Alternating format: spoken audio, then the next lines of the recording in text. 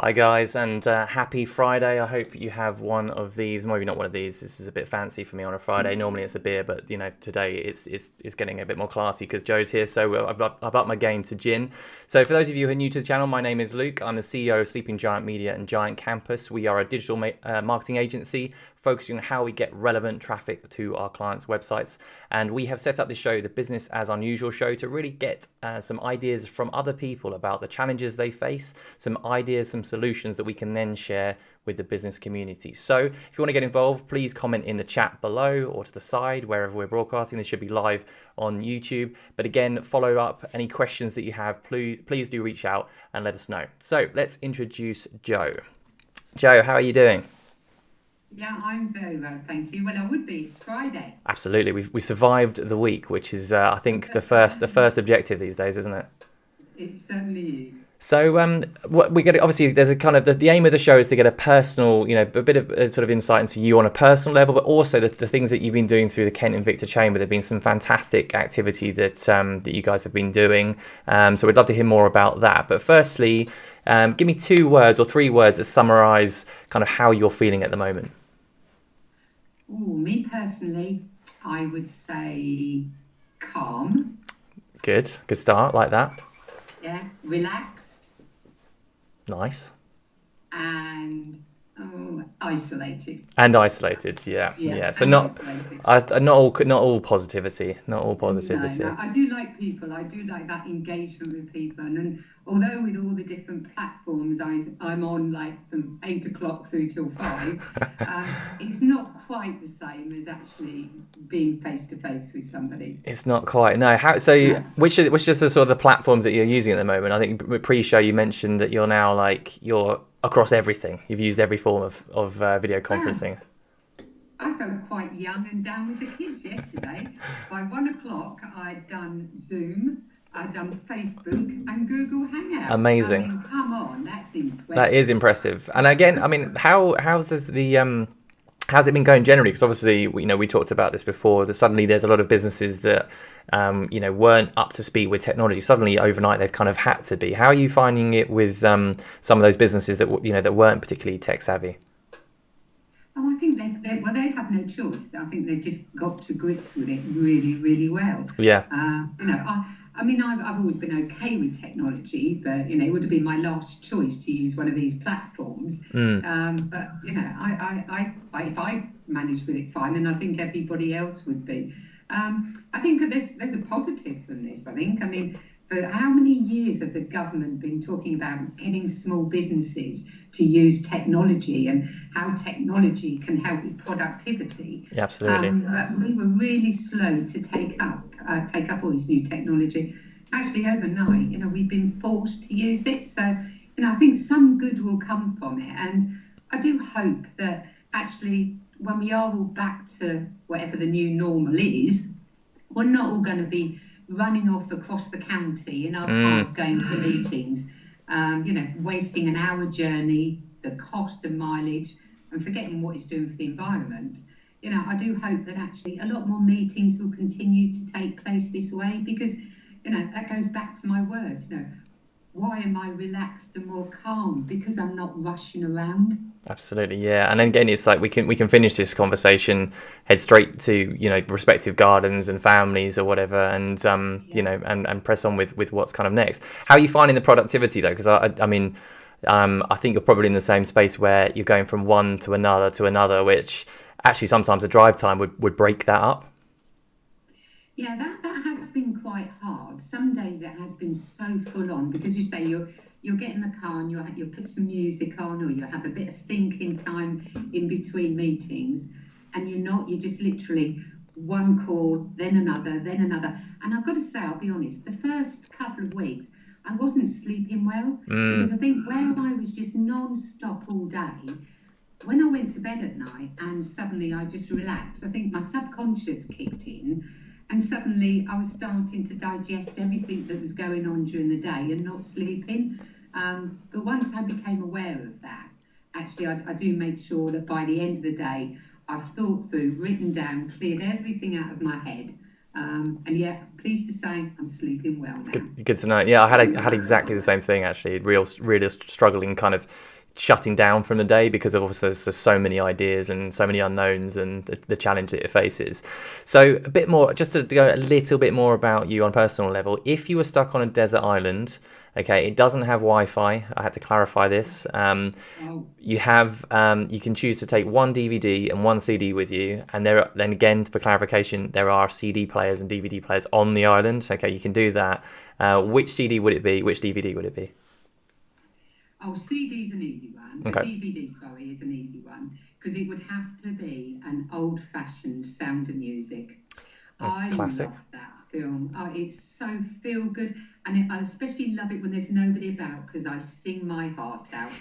I love that. I do love a good sing. And when they had a sing-along at the cinema, oh, those poor people sitting next to me, I felt so sorry for them. Jo, it feels like something we should set up, Jo. I think we should make this happen. I feel like there's a charity option here, guys. If you want Jo to sing that live, I think we should start having some sort of rally. So maybe there's some donations that we can make to the NHS as part of this, perhaps.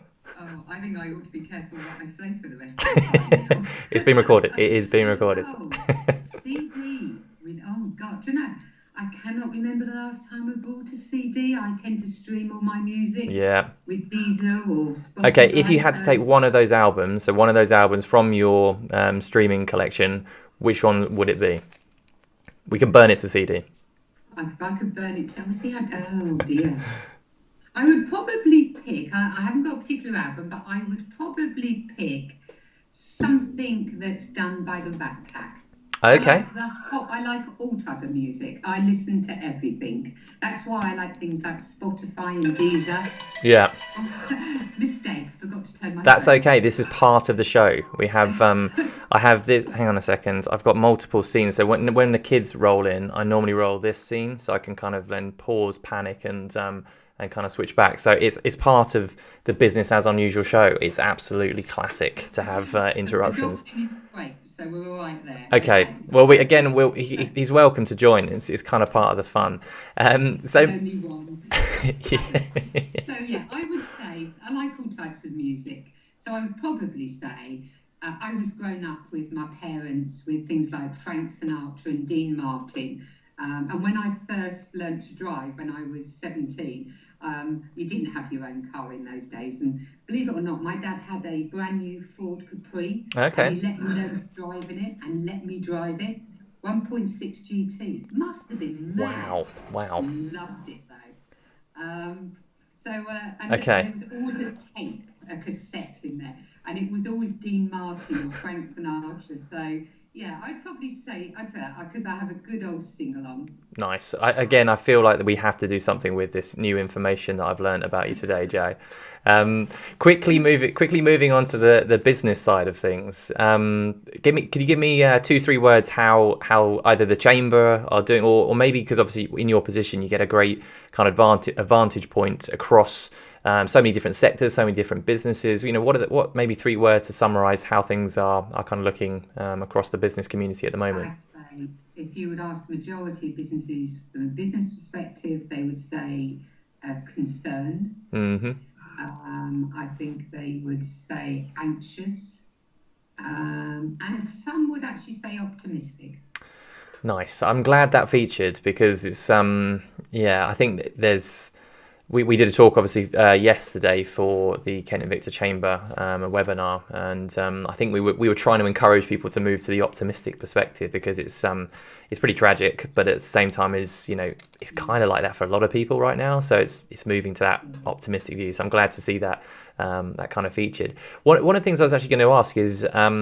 What sort of things have the chamber been able to do to support the business community sort of during this time period? I mean, I've seen so much that you guys have been doing, and I say you guys, obviously I'm on the board as well. But what are the kind of key things that you can maybe highlight and we can kind of share with everybody? I think this has probably been our busiest time. I got contacted right at the very beginning of all this by one of the local authorities. Actually, it was, I don't want to mention it, it was Folkestone and Hythe. And I spoke with Catherine Harvey called me, and she said, Jo, is there anything the Chamber would be able to do to support our businesses? So we spoke about some sort of helpline. Catherine in turn spoke with Andrew Osborne at Ashford Council, who then come in and said, well, if you're doing something for Folkestone, could you do something for Ashford? So I thought, well, obviously, this is going to be a big demand. This is going to really hit businesses hard. So, having a think about it, chatting with the team, we came up with the idea that we could set up a COVID-19 business support service, which would be a hotline, followed by some business advisors to give more specific one-to-one advice. Yeah. Because we knew it would impact greatly on businesses. So I then phoned all the councils and asked if they would make a financial contribution to it. And I have to say, the response was amazing. They all said yes. I spoke with KCC, and KCC were fully behind it, and certainly put in enough money for us to enable us to run it for 3 months. So, on the 25th of March, we launched the COVID-19 Business Support Service. We've run it through the Kent Medway Growth Hub because the Chamber, on behalf of KCC, Kent Medway Economic Partnership and the South East Local Enterprise Partnership, we run the Growth Hub contract. So that probably is the best place for it. I'm just going to put the details up on the screen there as well. So that essentially anybody who is interested in getting some more information about what Jo's talking about in terms of the support that you can get, the details are just on the screen there. And sorry, Jo, you were saying it's been since we've been you've gone live with that. How's it gone so far? Well, we launched on the 25th of March at 4 o'clock. Obviously taking weekends out of that, it's not that many working days, and we've had over 4,000 calls. Wow. In that time, and what I think is also really impressive is actually in that time we've managed to have over 1,800 one-to-one business advisory sessions over all these different platforms, and all of this done remotely, because came up with the idea, got the funding, worked with Kent County Council around the support package, how we're going to deliver it, launched it, and 2 days later closed the office and everybody worked from home. So incredible. Yeah, it just goes to show, home working is possible. So it's been great. It's been really good that we've been able to support the business community through the Growth Hub in this way. But it's been quite soul destroying. There's some really distraught businesses. I was going to say, what's the sort of the key, or is there a? I mean, obviously, there's so many challenges, and they're kind of evolving all the time as well. But what are there any main groupings in terms of of those calls or feedback or conversations that you've had with businesses that are similar? So, what are the kind of the key trends that you're hearing as the challenges in the business community? I mean, right at the very top has to be cash flow. For anybody, it's got to be cash flow. To begin with, it was around staffing, and then once the government announced the furlough scheme, that's eased things a bit. But there's some real key problems where people fall between the gaps. So, for instance, they're great that there's these grants available to businesses with business rates, but sadly, I think the government, an unintended consequence, they didn't realise the amount of businesses that actually pay rent and rates together to a landlord. Yes. And so therefore, they're not registered for business rates in their own right, so therefore not eligible for anything. I see, yeah. Then you have owner-managers, directors of their own business. They're not PAYE, they just take dividends. They too are falling between the gaps. So there's lots of gaps. And I think another really big issue which we're getting at the moment is the government made this huge announcement about the CBILS loan, 80% guaranteed back by government. But yeah, you try getting the banks to play ball with that one. It appears on the whole they're being offered everything bar with Sybil's to start with. So, the take-up is so low, and so many businesses are being turned down. But, Yeah. we're continuing to lobby on a daily basis to government, especially through the British Chambers of Commerce. And I think we might see next week, we're hoping after a lot of lobbying, that actually there'll be more support, more help with those Sybil's loans, particularly those looking for a lower amount, because initially it started at 25,000. But actually, if you're a small business, you might not want 25,000, because at the end of the day, I know it's an interest-free loan for 12 months, you've still got to pay it back.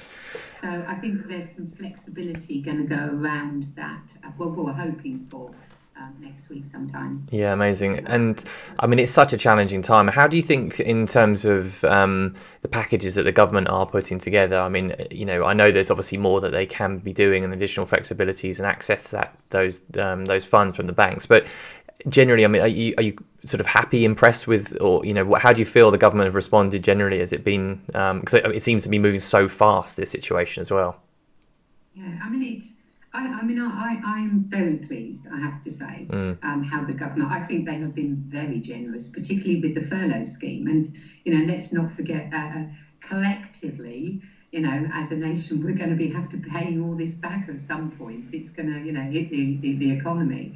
But right now, for an immediate impact and support for business, that furlough scheme, it has been a lifeline for so many businesses. And I'll be honest, I was a little sceptical when they launched the site, when it was opened, because I don't think there's not many businesses that actually aren't furloughing people at the moment. I think it's something like 70%. Yeah, I think our recent survey is about 79% of businesses have actually furloughed. But I had, before it was the site was open, I had a session with HMRC, and they told me that all the people they'd got trained, they'd got 9,000 people, additional 9,000 people trained up to help with support lines. Wow. So they said they were really geared up for this, and I thought, let's see if you are geared up for this. But yeah, nobody's had any great issues. I was going to say, I think I was chatting to my business partner this morning, and I think we applied 2 days ago. I think it was over the weekend. He was putting it together, and I think the money, as in the reimbursement of the payroll came back in today. So the turnaround time. I was pretty skeptical about the speed at which we would kind of get that back, but it seems to be moving quite quickly, which is positive. Yes, yeah, no, I must admit, you've got to say hats off for that one. They've done a fantastic job. And I think, all the interventions, I'm glad they've done something for the self-employed, because they were left out. The only thing is, obviously, they don't get their payments till a bit later. But at the end of the day, I think the government were quite clear they're not going to be able to help everybody. So I think what we need to do is, and what we're looking at and talking on a local and regional level, is there anything that could be done locally or regionally to help bridge the gaps? Yeah, absolutely. Because there are those that do fall between the gaps and are having a hard time at the moment. Just on that, actually, one of the bits that we wanted to sort of shout out in the show is any kind of businesses doing a really great job that you've spotted, in terms of any businesses or people that have really trying to build the business community. Is any example, any people that you could kind of sort of shout out and say, actually, doing a great job? I think there's some great people out there doing some great things to help. I'll just give one example, and I'll say it because it's a fellow patron, as you're a patron of the Chamber, and that's Lee Evans Architects. Doing it quietly, haven't publicised what they've done anywhere, but the government put online a pattern to produce some of the face masks. Oh yeah. The sort of more solid covers. And they took that, adapted it a bit, And then through 3D printing, 3D modelling, they've been making them and distributing them to hospitals in London, to the Kent and Canterbury, to the William Harvey, and only last week I heard they were doing some care homes. Incredible. And they're doing it behind the scenes on their own back, doing an amazing job. So yeah, people like that, it's just like hats off to you. They want to give back where they can and support, and that's great. Yeah, I think it's a challenging time, and a lot of there's a lot of people coming out of the woodwork now to really to try to up their game to support, which is fantastic to see.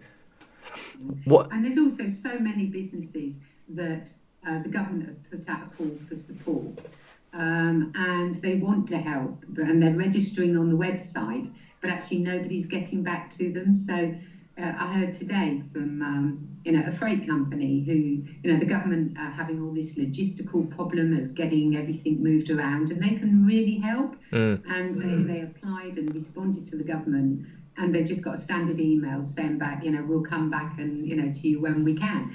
So that come back to me this afternoon, so I'm going to really chase that up on Monday, because if the government's got these issues, there's businesses out there. We need to speed that connection up. Yeah. So yeah, that will be picked up on Monday. Nice, and that's what you're there for, Jo. I appreciate that. That's fantastic, and that's what the chamber's there for. Like a connector at the moment. It's brilliant. Well, again, it's hopefully partly what we try to achieve with the show is just bringing a few people together, sharing some of those ideas, and I'm sure there'll be a few people with a few more questions for you after this as well, Jo. But one of the questions I had was around the recovery. I don't know. I thank you for adding me to the mailing list for the BCC.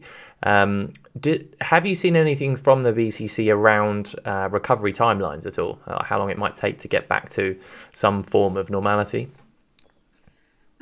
We're discussing that at the moment, because a lot depends, I think, when we actually do come out of this lockdown and at what rate, we'll do. Obviously, different businesses are going to come out of this a lot quicker than others. If we're looking at the leisure and tourism, they're going to be coming out a lot later. It's going to have a longer impact with them than it is some of the service industry businesses that should, providing we're all back in buying mode and work mode and optimistic, we should be able to bounce back. I think we all need to be very positive around this. Absolutely. When we move into the new world, what sort of changes do you think there might be? So we're talking a lot about this in terms of the curve, and when we move into the kind of the new world, and it might be that things are a bit different, because obviously will there be as much kind of handshaking, networking, those sorts of things? What are your thoughts about what might happen next as we move into the new world? What behaviours might change? I mean, obviously gatherings, networking I think is going to be on delay for a little while to come yet.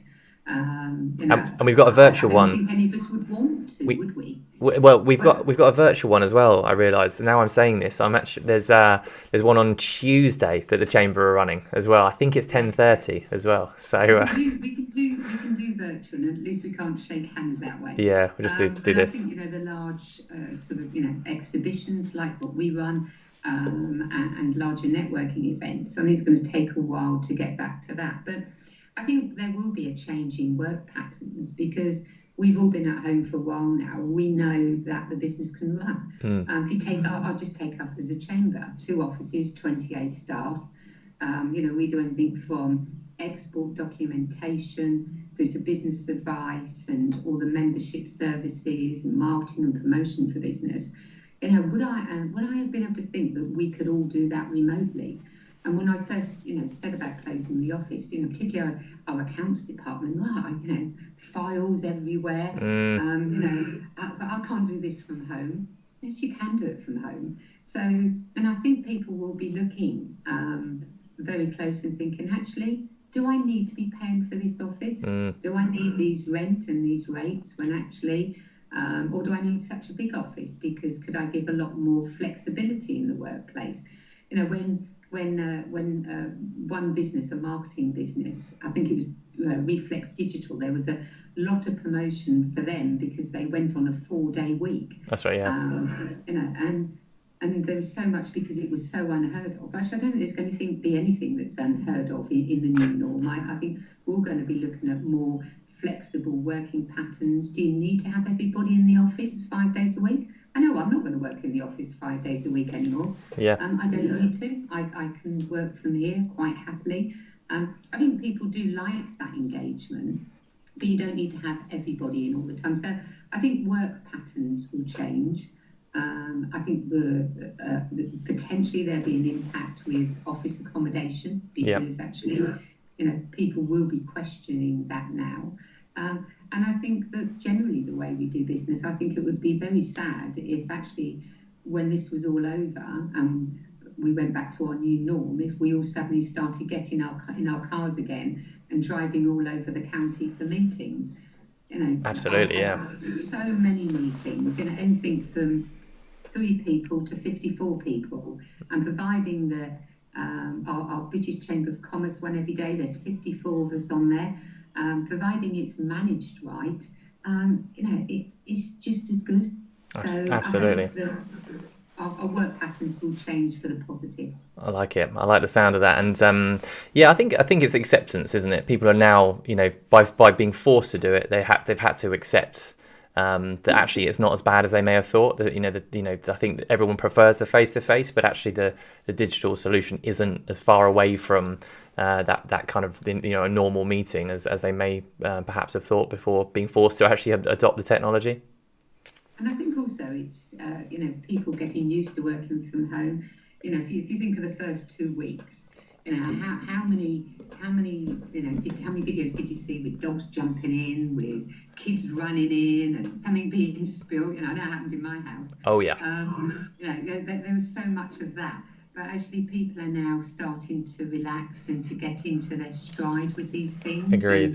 And I think to begin with, people were quite excited about working from home. It was different, it was unusual. But actually now they're settled down. But I think this week, and I think it's next week, is probably going to be quite hard. So I hear. I had a meeting this morning with somebody from Facebook, and they were talking about other countries that are ahead of us.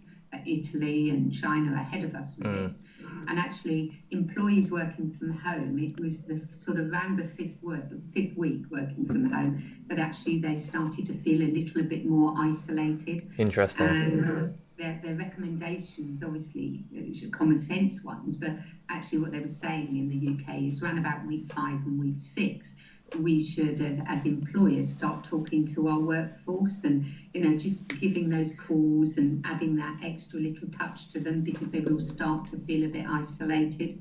Interesting. Just bring them more in and try and build that team a bit more. Fantastic. Well, that's a really, really interesting insight, and hopefully something that we can all take on board. Jo, we're gonna wrap with a something a little bit more light-hearted, because there's a lot of seriousness generally in the world right now. So we are going to do a quick competition. So you could win a limited edition SGM mug. Very, very exciting. What we're going to do is a game of heads up remotely. Okay, so I briefed you on this one. You've got it. We've got it. This. Come on, Jo. You've got to beat 3. I think the score is. Okay, are you ready? You got to explain it to me. Here we go. Oh, have I just switched my phone off? I've just switched my phone off. That's incredible. See, I told you everything. This is a live show. This is the downside of it. Here we go. Right, here we go. Let's try this again.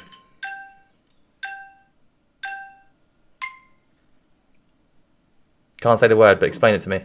Okay. So it's got like a long neck. Giraffe. No. It's smaller than that. A baby giraffe. Plumey. It's plumey. What? A stork? No. It's quite oriental looking. I have no idea. Should I skip this? Go on then. Okay. Skip. Oh.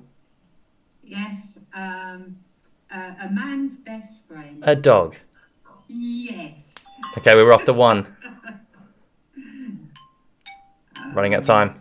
Quite a scavenger. Flies in the air. Vulture. Yes. Oh, you wouldn't want the... Time up. I'm afraid, Joe. I think we only got 2, which is flamingo and a bed bug. Joe, thank you very much for. I think unfortunately Brant from last week has unfortunately got 3, so you will not be getting your limited edition Sleeping Giant Media mug just yet. But I'm sure there'll be future competitions. I'm sorry. I'm so sorry. It's competitive, and we only have so many of them. This is the trouble. But thank you very much for coming on today. And obviously, there's some information there about the various different things the Chamber are doing via the Growth Hub. So hopefully that'll be useful and direct a few more people to that show. To that website and to that phone number. But thanks again. And I think you're off to a 30th birthday party, a remote one. Yes. My niece Lauren is 30 today. Well, happy birthday, and hope you have happy birthday, Lauren. I hope you have a lovely birthday, and enjoy the rest of your weekend, or enjoy the weekend, Joe. Thanks very much. Thank you. Bye. So, guys, that is the end of the show today. Thank you for listening. I hope that was of use. Some fascinating insights there from Joe. Hopefully, you'll see on the screen below. The telephone number and the website for the Kent Medway Growth Hub. Some great resources there from the Chamber. That's it from us today. I hope today was of use, and look forward to seeing you next Wednesday at the new time of 4:30. We are going to be doing the same show again at 4:30 and on Friday at 4:30. So until then, have a great weekend. All the best, and see you next week.